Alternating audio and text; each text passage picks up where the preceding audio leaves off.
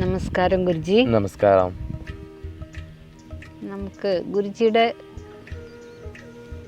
മാർഗത്തിൽ കൂടുതലായിട്ടും നാഗങ്ങളെ കുറിച്ച് പറഞ്ഞു കേൾക്കുന്നുണ്ട്. നാഗങ്ങളുടെ ഇമ്പോർട്ടൻസ് നമ്മുടെ ഈ ലൈഫിൽ എന്തൊക്കെയാണ്? അതിൽ നാഗരാജാവ്, നാഗയക്ഷിയമ്മ, പിന്നെ വേറൊന്ന് കേൾക്കുന്നത് പിതൃദോഷവും നാഗവും തമ്മിൽ ബന്ധമുണ്ട് എന്നുള്ളത്. ഇപ്പം ആരൊക്കെയാണെങ്കിലും ഈ അസ്ട്രോളജേഴ്സിൻ്റെ അടുത്തൊക്കെ പോയി നോക്കുമ്പോൾ നിങ്ങളുടെ കുടുംബത്തിൽ പിതൃദോഷമുണ്ടോ, നാഗദോഷമുണ്ട്, ഇത് തമ്മിൽ ബന്ധമുണ്ടോ? നാഗവും പിതൃക്കളും തമ്മിൽ നമ്മുടെ വെൽബീയിങ്ങിനും ഒക്കെ ആയിട്ട് നാഗങ്ങൾ നമ്മളെ സഹായിക്കും. അത് മെറ്റീരിയൽ ഇതിലാണോ, സ്പിരിച്വൽ വേയിലാണോ നാഗങ്ങൾ നമ്മളുമായിട്ട് ബന്ധപ്പെട്ടിരിക്കുന്നത്? അതിനെക്കുറിച്ചൊക്കെ ഒന്ന് വിശദമായിട്ട് പറഞ്ഞു തരും. തീർച്ചയായും. എപ്പോഴും ഞാനിത് സംസാരിക്കുമ്പോൾ ആലോചിക്കുന്നത് നാഗത്തെക്കുറിച്ചാണെങ്കിലും ശിവയോഗയെക്കുറിച്ചാണെങ്കിലും ഒക്കെ തന്നെ ചിന്തിക്കുന്ന കാര്യം, ഇതൊന്നും ഞാൻ ചിന്തിച്ചിട്ടില്ല. മനസ്സിലായോ? ഞാൻ ചിന്തിച്ചിട്ടില്ല എന്ന് പറയുമ്പം ഇത് ചിന്തിക്കേണ്ട ആവശ്യം വന്നിട്ടില്ല. നിങ്ങൾക്കറിയാം അല്ലേ, അനന്തനാഗസ്വാമി സാധനയൊക്കെ അറ്റൻഡ് ചെയ്ത് അവിടെ നിന്നല്ലേ. ഞാൻ ചിന്തിച്ചിട്ടില്ല അത് എന്ത് ഗുണം തരുന്നു, എന്ത് വ്യാപ്തി തരുന്നു ഒന്നും ചിന്തിച്ചിട്ടില്ല. എന്നാൽ ഇന്ന് ഭയങ്കര ദുർബലതയാണ് നിങ്ങളോടെല്ലാം സംസാരിക്കുന്നത്. നിങ്ങളോടെല്ലാം സംസാരമാണ് ഏറ്റവും കൂടുതൽ വേണ്ടി വരുന്നത് അല്ലേ? ഒക്കെ പറഞ്ഞാൽ അത് വ്യാപ്തിയോട് പറയണം അല്ലേ? എത്രത്തോളം വ്യാപ്തിയത്തോളം പറയുമ്പോൾ അത്രത്തോളം വ്യാപ്തിയോട് പറയണം. ആ സമയത്താണ് നമ്മുടെ ഉള്ളിലും ആ ഗ്രഹണം സംഭവിക്കുന്നത്. എന്നുവെച്ചാൽ നിങ്ങളെല്ലാം എൻ്റെ കണ്ണിലൂടെ പോയിട്ടുള്ള അനുഭവം എനിക്കുമുണ്ട്. അനുഭവ പശ്ചാത്തലത്തിൽ നമുക്ക് പറയാൻ സാധിക്കും എന്തൊക്കെയാണ് സംഭവിക്കുന്നത്, ഏതൊക്കെ രീതിയാണ്. ഇത് ഗ്രഹണമാണ്, വിവേകമാണ്.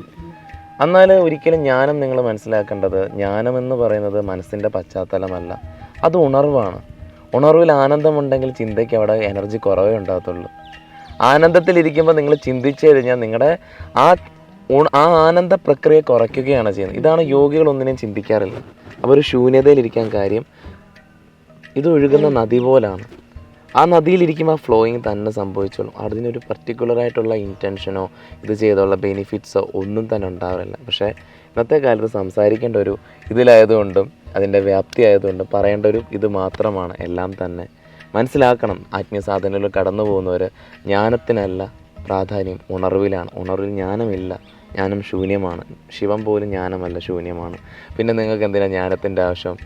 ധാരണയെന്ന് പറയുന്നത് നിങ്ങളുടെ ബുദ്ധിയാണ് അല്ലേ? ബുദ്ധിയിലുള്ള കാര്യം ആ വിവേകത്തോടെ അത് തന്നെ ചേർന്ന് പൊക്കോളും. ഇപ്പം ഉഷാമ ചോദിച്ചതുപോലെ എപ്പോഴും നാഗാരാധന, നാഗം എത്രയോ നൂറ്റാണ്ടുകൾക്ക് മുമ്പ് തന്നെ ലോകമെമ്പാടും ആരാധിച്ചുകൊണ്ടിരിക്കുന്ന ഒരു ക്രമീകരണമാണ്. അത് ഭാരതത്തിൽ മാത്രമല്ല, ഭാരതത്തിന് പുറത്തുനിന്നാണെങ്കിൽ പോലും നാഗാരാധന എത്രയോ വർഷങ്ങൾക്ക് മുമ്പ് തന്നെ ഉണ്ട്. ഇന്നും അതിൻ്റെ സിംബോളിസം പല സ്ഥലങ്ങളിലുമുണ്ട്. എന്താണ് നാഗത്തിൻ്റെ രീതി? ഒരു കുന്ന് പോലും അമേരിക്കയിലുണ്ട് നാഗരൂപത്തിൽ. അത് ആ രീതിയിലാണ്, സർപ്പൻ്റെ ഒരു രീതിയിലാണ്. അപ്പോൾ പലതും നാഗാരാധന പഴമേറിയ ഒന്നാണ്. അത് നമ്മുടെ യോഗ സംസ്കാരത്തിൽ അത് 12 തിരിച്ചിട്ടുണ്ട്. അശ്വതാര, കാർക്കോടക, പിങ്കള, തഷക, അനന്ത, വാസുകി, കാർക്കോടക, ശേഷ, പല രീതിയിലും ഇതിനെ തിരിച്ചിട്ടുണ്ട്. എന്നാൽ യോഗയിൽ 2 നാഗങ്ങൾക്കാണ് പ്രാധാന്യം നൽകുന്നത്. ഒന്ന് അനന്തനും ഒന്ന് ശേഷനാഗത്തിനും. അനന്തം എന്ന് വെച്ചാൽ പരമമായിട്ടുള്ള, ഒരിക്കലും നിലയ്ക്കാത്ത ഇൻഫിനിറ്റി. നമ്മളും ഒരിക്കലും നിലയ്ക്കാത്ത ഒന്നാണ്. ഇതൊരു ഉണർവാണ്. അപ്പം അനന്തമാണ് നാഗസാധനയിൽ ആദ്യ വർഷിപ്പ് കൊടുക്കുന്നത്. രണ്ടാമത് ശേഷം. ഇതെല്ലാം ഒരു ഓർമ്മയാണ്. ഈ സൃഷ്ടി അവസാനിച്ചാലും ഇതിൻ്റെ ഓർമ്മ എവിടെയും പോകുന്നില്ല. മനുഷ്യൻ പരിണാമപ്പെട്ടാണ് ഇവിടെ വന്നിരിക്കുന്നത്. അവൻ ഈ പരിണാമത്തിൻ്റെ അടുത്തതിനെ അറിയാൻ ശ്രമിക്കും. ഇതിനെല്ലാം ജ്ഞാനമുണ്ട്, അറിയാം. ജ്ഞാനത്തിൻ്റെ ഏറ്റവും മാർഗം പറഞ്ഞു തന്ന ഒരാളാണ് പതഞ്ജലി മഹർഷി. ഹാഫ് ഹ്യൂമൻ ഹാഫ് നാഗ എന്നാണ് പറയുന്നത്. നാഗലോകത്തു നിന്നൊരു ഋഷിയാണെന്നാണ് പറയുന്നത്. നാഗം ആരാണ് ആദ്യത്തെക്കുറിച്ച് സമാധിയെക്കുറിച്ച് സംസാരിച്ചത്? ആരാണ് ധ്യാനം ധാരണയെക്കുറിച്ച് സംസാരിച്ചത്? പതഞ്ജലി മഹർഷിയാണ്. അപ്പം ഈ അറിവുകളെല്ലാം എവിടെയോ ഒളിഞ്ഞിരിപ്പമുണ്ട്. ഈ സൃഷ്ടിയുടെ അറിവുകളെല്ലാം അത് വരുന്ന ഒരു ഉറവിടമുണ്ട്. അതിനെ നമ്മൾ ശേഷനാഗമെന്ന് വിളിച്ചു. ശേഷിക്കുന്ന അറിവുകൾ. ഇനി ഈ സൗരയൂഹം അവസാനിക്കും, ഈ സൃഷ്ടി വീണ്ടും പുനർനിർമ്മാണത്തിലേക്ക് വരും. അപ്പോഴും മനുഷ്യൻ പരിണാമപ്പെട്ട് ഒരു സജീവമായ മനസ്സും ബുദ്ധി ഉണ്ടാകുമ്പോൾ നമ്മൾ ഇതുപോലെ നട്ടിൽ നിന്നിരിക്കുന്ന ഒരു വലിയൊരു ഉയർന്ന ജീവിയായി തീരും. അപ്പോൾ നമ്മൾ പരിണാമത്തെയാണ് അടുത്തത് പോകുന്നത്. അപ്പോൾ പരിണാമത്തിൻ്റെ അവിടെ എത്തിച്ചേരുന്ന അനന്തത്തിലാണ്, ചേരും, പരമമായിട്ടൊന്നിലേക്ക് ചേരും. അപ്പോൾ സൃഷ്ടിയുടെ രഹസ്യം ഇരിക്കുന്നത് നാഗത്തിലാണ്. ഈ ഉണർവ് ഇരിക്കുന്നത് ആ കുണ്ടലിനി ചൈതന്യം ഉയർന്ന ആനന്ദത്തിലാണ്. അപ്പം ഈ രണ്ടെണ്ണമാണ് എപ്പോഴും നാഗം കുണ്ടലിനി എന്ന് പറയാൻ കാര്യം. നിങ്ങളുടെ ഈ ശേഷിച്ച അറിവുകളും എന്ന് നിങ്ങളുടെ ഉള്ളിലുണ്ട് ഈ അറിവ്. ഇത് ഉണരണമെങ്കിൽ നിങ്ങളുടെ ചൈതന്യം മുകളിലോട്ട് പൊങ്ങണം, പ്രാണൻ. ഈ ചൈതന്യം മുകളിലോട്ട് പൊങ്ങുമ്പം നിങ്ങളും ഒരു 8ന്റെ ഷേപ്പിലുള്ള ഒരു അനന്തമായി തീരും. ആ അനന്തമായി തീരുമ്പം അവിടെ നമ്മൾ നാഗ ആരാധനയ്ക്ക് പ്രാധാന്യം കൊടുത്തു. കുണ്ടലിനി വർഷിപ്പായിട്ട്, കുണ്ടലിനി ചൈതന്യമായിട്ട് നാഗത്തെ കൊടുത്തു. അതിൻ്റെ പല തലങ്ങളുണ്ട്. ഇപ്പോൾ 12 നാഗങ്ങളും 112 ചക്രങ്ങളെ അടിസ്ഥാനപ്പെടുത്തുന്നുണ്ട്. 112 ചക്രങ്ങളെയും നമ്മൾ 7 ചക്രങ്ങളായിട്ട് തിരിച്ചിട്ടുണ്ട്, 7 ഡയമെൻഷനായിട്ട് തിരിച്ചിട്ടുണ്ട്. അറിയാം, എല്ലാം കണക്കുകൂട്ടലാണ്. ഇപ്പോൾ പറഞ്ഞു പിതൃക്കളുമായിട്ടുള്ള ബന്ധം പലതും. ഈ ശേഷിച്ച ഓർമ്മകൾ നിങ്ങളിൽ വളരെ വലുതാണ്. അപ്പം ഈ ഓർമ്മകളെല്ലാം തന്നെ നിങ്ങൾക്ക് മോചിപ്പിക്കണമെന്നുണ്ടെങ്കിൽ അതിന് പറ്റിയിട്ടുള്ള ക്രമീകരണങ്ങൾ കാണുന്നു. ഇപ്പോൾ അറിയാം, എവിടെയെങ്കിലും ഒരു ആസ്ട്രോളജിയുടെ അടുക്ക പോകുമ്പം നിങ്ങൾക്ക് എന്തോ സർപ്പദോഷമുണ്ട്, അല്ലെങ്കിൽ നാഗരീതിയിലുള്ള നാഗബന്ധനങ്ങൾ നിങ്ങൾ കാണുന്നുണ്ട്, അല്ലെങ്കിൽ നാഗദോഷം, എന്തോ ഒരു കുറേ പേരുകൾ പറയും ഇന്നത്തെ കാലത്ത് കുറേ. അതെല്ലാം തന്നെ യോഗയുടെ മാനത്തിൽ ഈ ദോഷങ്ങളെയൊന്നും തന്നെ മാനിക്കുന്നില്ല. ദോഷം വരുന്നത് ഉള്ളിലെ വാനവായുവിനെ കണ്ട. നമ്മൾ ആ ആസ്ട്രോളജിയെ പ്രൊമോട്ട് ചെയ്യുന്നതല്ല. ആസ്ട്രോളജിയെക്കുറിച്ചൊന്നും ഞാൻ അധികം പറയുന്നില്ല. അവനവൻ്റെ വിവേകമാണ് എല്ലാത്തിനുള്ള ജ്യോതിഷം, അത് മനസ്സിലാക്കുക. അപ്പോൾ അവനവൻ്റെ വിവേകത്തിൽ മനസ്സിലാക്കുന്നതാണ് ഏറ്റവും ശരിയായിട്ടുള്ള കാര്യം. ആ ഒരു തിരിച്ചറിവിൽ നമുക്കറിയാം, നമ്മുടെ വാനവായുവിൻ്റെ അളവ് കുറയുമ്പം അത് നമ്മളെന്തോ ഒന്നിനെ കണ്ടെത്താൻ, അല്ലെ മണ്ണുമായിട്ട് ചെയ്യുന്നതെല്ലാം തന്നെ കർമ്മമാണ്. പല രീതിയിലുള്ള കർമ്മത്തിൻ്റെ പശ്ചാത്തലം നമ്മുടെ ഉള്ളിലുണ്ട്. അടിസ്ഥാനപ്പെടുത്തിക്കൊണ്ടുള്ള നാഗാരാധന നമ്മൾ ചെയ്യും. അത് നിങ്ങൾ ചെയ്യുന്നത് നിങ്ങൾ തന്നെ മുജ്ജന്മപ്പെട്ടിട്ടുള്ള ബന്ധനങ്ങളിൽപ്പെട്ടിട്ടുള്ള ആൾക്കാരിലേക്കാണ്. ആ മുക്തി പ്രാപിക്കാൻ വേണ്ടിയിട്ടാണ് നിങ്ങൾ ആ നാഗാരാധന ചെയ്യുന്നത്. കേരളത്തിലുള്ള പല ആരാധന പ്രക്രിയകളും നാഗത്തിൻ്റെ മുജ്ജന്മമായി നിങ്ങളിൽ ബന്ധപ്പെട്ടിരുന്ന ആൾക്കാരിൽ നിന്നുള്ള വിമോചനത്തിന് വേണ്ടി ചെയ്യുന്ന ഒരു ക്രമീകരണത്തിലുള്ള വർഷിപ്പാണ് നാഗാരാധനയെ നമ്മളിവിടെ ചെയ്തുകൊണ്ടിരിക്കുന്നത്.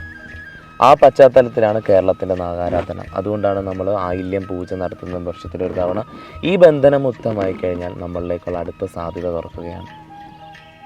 ഇത് പ്രാണനാണ്. വാനവായുവിൻ്റെ അളവ് വർദ്ധിച്ചാൽ നമുക്ക് ജ്ഞാനമയത്തിലേക്കുള്ള മനോമയവും അന്നമയവും കഴിഞ്ഞ് ജ്ഞാനമയത്തിലേക്കുള്ളൊരു പ്രവേശനം നമ്മളെ സംഭവിക്കും. ജ്ഞാനം തുറക്കപ്പെടും. അപ്പോൾ നമ്മൾ അവരെ ബന്ധപ്പെട്ടിരുന്ന ഒരു മരിച്ച ജീവനല്ല, പിന്നെ നമ്മളൊരു ഉണർവുള്ള ജീവനായിത്തീരും. അവരുടെ ബന്ധനം കിടക്കുമ്പോൾ റനാനുബന്ധ എന്ന് പറയും. ഈ ബന്ധനം കിടക്കുമ്പോൾ നമ്മൾ മരിച്ചവരെ പോലെയാണ്. കേട്ടാലും ഒന്നും മനസ്സിലാവില്ല, ആത്മീയ ചിന്തകളൊന്നും. അതെല്ലാം തന്നെ നമുക്ക് അകന്നിരിക്കും. അപ്പം നമ്മൾ പ്രകാശിക്കില്ല. പക്ഷേ അവരിൽ നിന്നുള്ള തർപ്പണ ക്രമീകരണത്തിലൂടെ നമ്മൾ കടക്കുമ്പോൾ പിന്നെ നമുക്ക് ഉണർവ് തുടങ്ങും. നമ്മൾ തിരിച്ചറിവിനെ നമുക്ക് അറിയാൻ സാധിക്കും. അവിടെ നമ്മൾ ഉറക്കും. അതുകൊണ്ടാണ് യോഗ സംസ്കാരത്തിൽ എപ്പോഴും തന്നെ ഒരു പർട്ടിക്കുലറായിട്ടുള്ള രീതിയിൽ ഒരു ഗുരു മാത്രം എപ്പോഴും വർഷിപ്പ് തന്നിട്ട് ജ്ഞാനം മാത്രം പറഞ്ഞു കൊടുക്കാത്തത്. അദ്വൈതവും ബ്രഹ്മസൂത്രവും എല്ലാം തന്നെ സത്യമാണ്. പക്ഷേ അതിന് വർഷിപ്പിൻ്റെ ആവശ്യമുണ്ട്, ഡിവൈൻ വർഷിപ്പുണ്ട്. നിങ്ങൾ പലരുമായി ബന്ധപ്പെട്ടിട്ടാണ് പോകുന്നത്. നിങ്ങൾക്ക് ബ്രഹ്മം പറഞ്ഞ ബ്രഹ്മം നിങ്ങളെ കാണാനും പോകുന്നില്ല, നിങ്ങൾ ബ്രഹ്മത്തിലെത്താനും പോകുന്നില്ല. മനസ്സിലായോ? ടുഡേ മെഡിറ്റേഷൻ ഇൻ ബ്രഹ്മ. എത്ര നേരം വയ്ക്കും അല്ലേ? ഞാൻ ബ്രഹ്മവുമായിട്ട് ചേരാൻ പോവുകയാണ്. കണ്ണടച്ചിരിക്കും, ചിന്തകൾ വരും അല്ലേ? ചിന്തകൾ മാത്രമേ കിടക്കുള്ളൂ അല്ലേ? പിന്നെ ഇരിക്കും, എന്നാൽ കുറച്ച് കാട്ടിപ്പോയിരിക്കാം. ബ്രഹ്മമായി ഞാൻ ഇന്ന് ബ്രഹ്മത്തിലേക്കുകയാണ്, ഇരിക്കും 5-10 മിനിറ്റ് അല്ലെ 1 മണിക്കൂർ. എനിക്ക് എനർജി കിട്ടുന്നില്ല അല്ലേ? ഇതല്ല ചേരുവ. അപ്പം ചേരുവാനായിട്ടുള്ള വർഷിപ്പ് വേണം. അപ്പം നമ്മൾ ഒരിക്കലും പറയരുത്, ഒരിക്കലും എന്താണ് ഡിവൈൻ ആരാധനകൾ, ക്ഷേത്രം, ഇതിൻ്റെ ഒന്നും പ്രാധാന്യമില്ല. ഇതാണ് അടിസ്ഥാന പ്രാധാന്യ തുടക്കം. ഇതിൽ നിന്ന് നിങ്ങളും അവരും തമ്മിൽ ബന്ധപ്പെട്ടിട്ടുണ്ടെങ്കിൽ നിങ്ങളൊരു വില തന്നെ അവർക്ക് കൊടുക്കണം. ഒരു വില നിങ്ങൾ അവർക്ക് കൊടുത്തിരിക്കണം. നിങ്ങളും അവരും തമ്മിൽ എന്തെങ്കിലും ബന്ധപ്പെട്ടിട്ടുണ്ട്, ആ വിലയാണ് നിങ്ങൾ പല പൂജകളിലൂടെയും പല തന്ത്രമാർഗത്തിലൂടെയും പല വർഷിപ്പിലൂടെയും നിങ്ങൾ ചെയ്ത് തീർക്കുന്നത്. ഇതാണ് ഇതിൻ്റെ അടിസ്ഥാന പ്രക്രിയ. നാഗം എപ്പോഴും ഉണർവാണ്. നാഗം എപ്പോഴും നമുക്കുള്ള മാർഗദർശനമാണ്. നാഗം ഗുരുവാണ്. നാഗം നമ്മുടെ ഗുരുവാണ്. എന്നുവെച്ചാൽ ആരാണ് ഗുരുവെന്ന് ചോദിച്ചാൽ നാഗമാണ് ഗുരു. ഓരോ ഗുരുക്കന്മാരും സൃഷ്ടിയുടെ പരിണാമത്തെ അറിഞ്ഞിട്ടുണ്ട്. അത് നാഗം ശേഷിച്ചതുകൊണ്ടാണ്.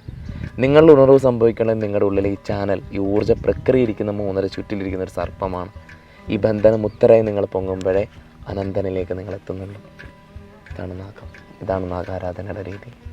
നാഗം ഒരു സാധ്യതയാണ് അല്ലേ? അതെ, നാഗം ഒരു സാധ്യത തന്നെയാണ് എപ്പോഴും.